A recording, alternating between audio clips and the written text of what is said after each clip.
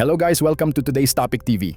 Isang insidente ng umano'y pagkuha ng naiwan na wallet ang naitala sa CCTV sa isang tindahan sa Kalibo, Aklan. Ang biktima, kinilalang si Lani Andrade, residente ng Banga, Aklan, ay nagbahagi ng kanyang karanasan matapos umano niyang maiwan ang kanyang wallet sa counter ng isang mall.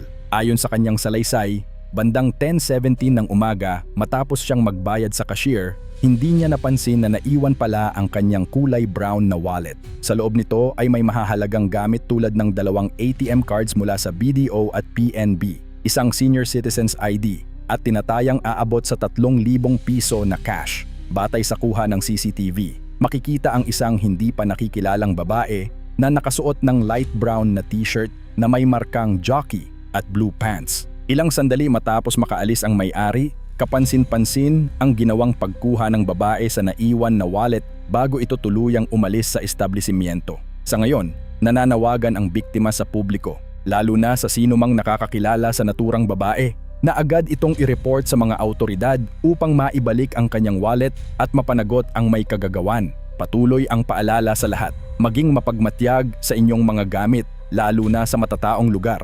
Dito naman sa Tondo, Maynila, isang tomboy ang nahuli cam na nagnakaw ng isang lata ng mantika habang abala ang mga delivery boy sa pagbababa ng kanilang mga panindang mantika. Agad nitong itinabi ang isang lata at tinakpan ng kanyang dala-dalang payong at plastic bag, at para di mahalata bumili pa ito ng pansit sa tindero.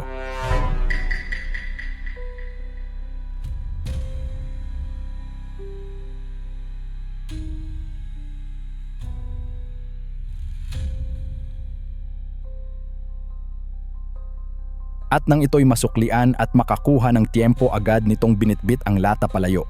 Sa kanilang pagtatanong-tanong, kilala raw sa Tondo ang taong ito na bihasa sa kanyang pagnanakaw.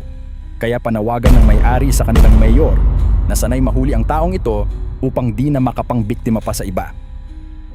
Isang insidente ng pagnanakaw ang naitala sa CCTV matapos pasukin ng isang lalaki ang loob ng isang opisina ng funeral service habang mahimbing na natutulog ang isang tao sa loob. Sa kuha ng video, makikitang pasilip-silip muna ito sa loob na tila may nakitang mahalagang gamit.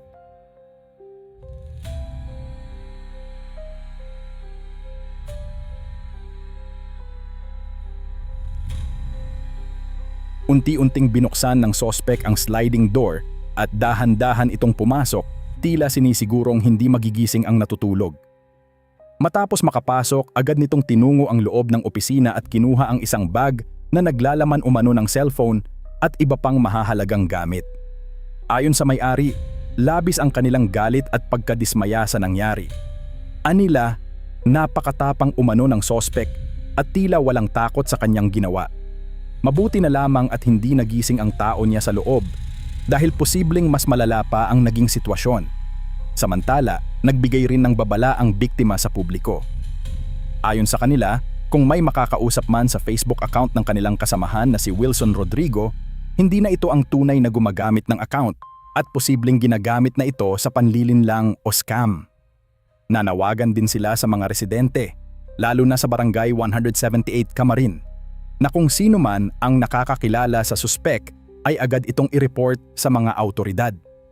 Patuloy naman ang paalala sa lahat, siguraduhing maayos ang seguridad ng inyong mga lugar upang maiwasan ang ganitong uri ng krimen.